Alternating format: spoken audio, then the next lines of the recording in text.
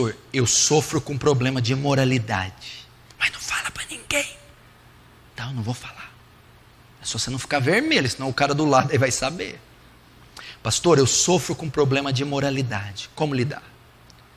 Eu vou colocar no mesmo bojo, no mesmo pacote, a maioria dos problemas e pecados que os cristãos têm, porque a solução é a mesma para todos, ok? Então você está me procurando para dizer, pastor, eu sofro, eu luto com problemas na imoralidade, de imoralidade. Eu tenho problema com pornografia, eu tenho problema com cobiça, eu tenho problema com masturbação, eu tenho problema com lascívia, eu tenho problema com imoralidade. Você está procurando meu gabinete. O outro entra no meu gabinete, pastor, eu tenho problema com ira. Sou irada, possessiva, briguenta, sou irado, descontrolável, tenho raiva, ódio, rancor. Meu Deus, pastor, como é que eu lido com isso? Pastor, o meu problema não é. O meu problema é que eu sou um desequilibrado emocionalmente. Uma hora eu estou rindo, outra hora eu estou chorando, eu grito, eu berro, eu choro. Eu sou descontrolado, eu não tenho domínio sobre minhas emoções. Eu choro, rio, grito, sou desse jeito. Desequilíbrio emocional, sou uma pessoa compulsiva. Não tenho domínio das minhas emoções. Pastor, eu sou ansioso, afoito. Eu estou procurando o Senhor para dizer como eu venço a ansiedade. Tenho ansiedade, sou afoito, ansioso, me revolvo na cama, não consigo esperar, eu tenho ansiedade. Pastor, eu tenho muito problema com desânimo. Sempre estou abatido, prostrado, muito desanimado. Eu tenho com tristeza. Tenho problema, de vez em quando eu sou pego por uma tristeza aguda. Eu é impulsividade, pastor. Eu falo primeiro, depois penso. Eu sou impulsivo. Enfim, são essas algumas das práticas que muitos têm, dentre outras que eu não citei aqui. Mas eu citei imoralidade, ira, desequilíbrio emocional, ansiedade, desânimo, tristeza, impulsividade. Como eu lido com isso? Eu que tenho uma delas, eu que tenho duas do que o senhor citou, eu que tenho todas. Eu vivo tendo distúrbios psicológicos, emocionais, transtornos, desequilíbrios, pulsões, compulsões, enfim, uma guerra interna, emocional, psicológica, conflitos espirituais, e vão fazendo com que a minha vida oscile. Como que eu lido com isso? Vamos lá. Primeiro, todas essas manifestações são manifestações de um homem ímpio, ok? Se isso é muito comum na sua vida, eu tenho que ser franco. Pode ser que você não tenha nascido de novo, porque não é natural de um crente viver irado. Não é natural de um crente viver com problemas de moralidade. Não é natural a pessoa viver desequilibrada. Não é. Um crente pode ter essas pulsões, pode ter esses surtos? Pode. Mas é a rotina da vida dele isso? Não. Então você deve procurar o quê? Arrependimento. Pedir para Deus transformar você. Porque a ira é oriunda do velho homem. A cobiça é oriunda do velho homem. O desequilíbrio é oriundo do velho homem. A mentira, esses desequilíbrios são oriundos do velho homem. Então você só vai curá-los sendo transformado, recebendo o Espírito Santo e uma nova natureza. Contudo, se você só luta, lida com isso, como vencer, como lidar com esses fatores? O que a Bíblia diz? Até sentado eu transpiro. Vamos para a resposta bíblica. Olha só, vou te ajudar com esse texto. Romanos 6,14. Pois o pecado não terá mais domínio sobre vós, pois não estão mais debaixo da lei, e sim da graça. Presta atenção. Você aprender isso aqui, você vai aprender, você vai ficar aliviado.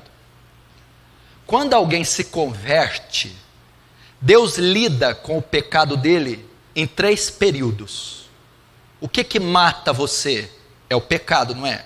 O que condena você? É o pecado, não é? Da onde saem essas práticas? Do pecado. O pecado que traz ira, orgulho, lascívia, cobiça, desequilíbrio, depressão, é o pecado.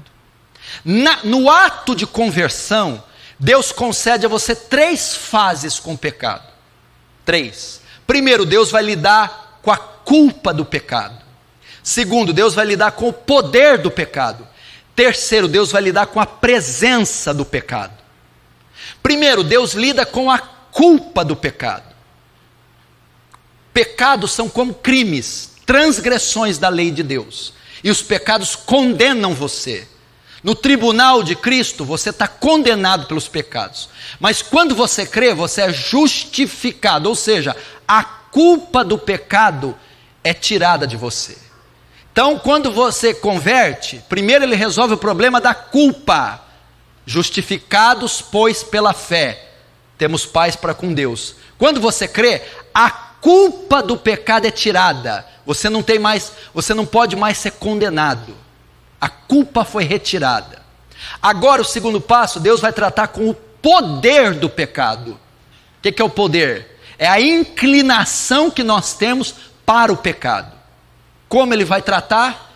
Deus nos dá o Espírito Santo, que nos regenera. E ele nos dá um dos frutos do Espírito, que chama domínio próprio. Gálatas 5:22. Ok? O que esse fruto nos dá?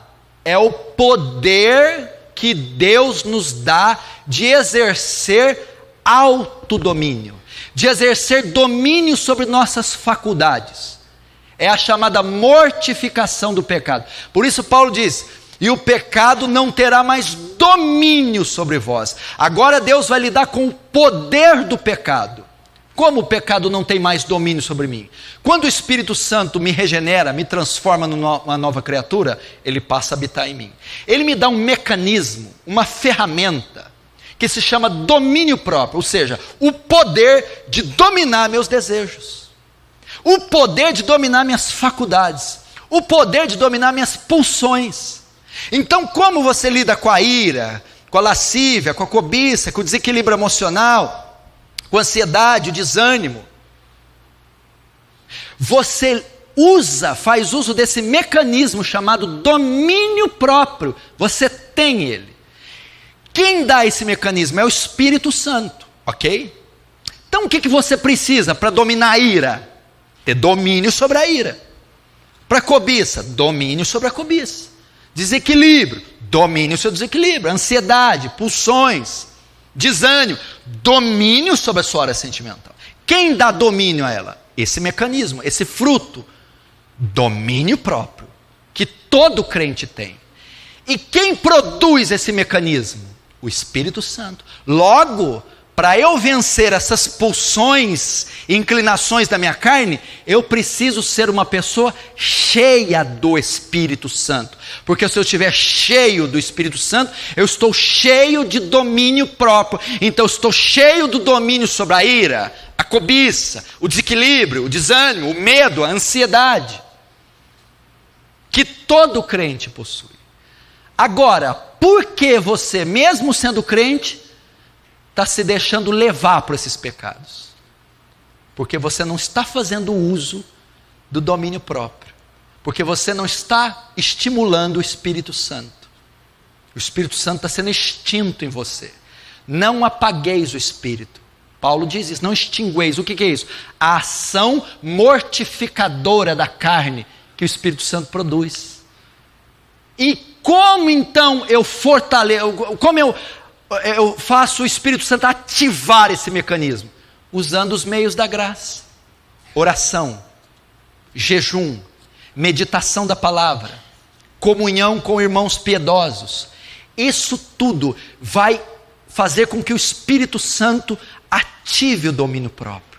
Ou seja, uma vida intensa com Deus, de consagração, os meios da graça, leitura, meditação, memorização da Escritura, oração, jejum, pedir para que o Espírito Santo me encha e pedir para que o Espírito Santo me faça exercer domínio sobre os meus desejos. Por quê? Porque tem uma promessa sobre você. Este pecado não terá mais domínio sobre você. Não pode te dominar. Deus, quando você creu, Ele lidou com a culpa do pecado. Ele tirou, você não pode ser mais condenado. Mas agora Ele lida com o poder do pecado. O pecado não pode falar mais alto em você. É só você usar o domínio próprio. Agora, pastor, eu sempre vou ter que lutar com isso? Sim, sempre. É normal eu lutar? É. Lutar é pecado? Não. Ser tentado é pecado? Não. Ter os desejos é pecado? Não, não é. Por quê? Gálatas 5, 22, 23. Mas o fruto do Espírito... Não. Gálatas 5, 17. Porque a carne milita contra o Espírito, e o Espírito milita contra a carne. E estes opõem-se um ao outro, para que não façais o que quereis. O que Paulo está dizendo aqui? Existe uma batalha dentro de você, entre a carne e o Espírito. E esses ficam lutando entre si o tempo todo. É assim, a vida cristã é essa. É a carne que quer pecar, quer se inclinar. A carne quer mentir, quer se irar, quer cobiçar, quer se invejar, quer se fofocar, quer se, sabe, a carne. E o Espírito não, quer restringir, resistir, sufocar, asfixiar. O Espírito quer perdoar, quer amar, se santificar, orar, buscar. E eles ficam neste conflito. E quem vai vencer? Aquele que você alimenta mais. Se você alimenta mais a carne, fica na internet, fazendo fofoca, sensualidade, pornografia, a carne vai prevalecer, então a ira, a imoralidade, a ansiedade vão se manifestar. Se você alimenta o Espírito, santificação, separação, leitura, oração, meditação, o Espírito vai triunfar sobre a carne, logo a ira, as pulsões serão mortificadas. Você exercerá domínio sobre elas, porque você tem o domínio próprio.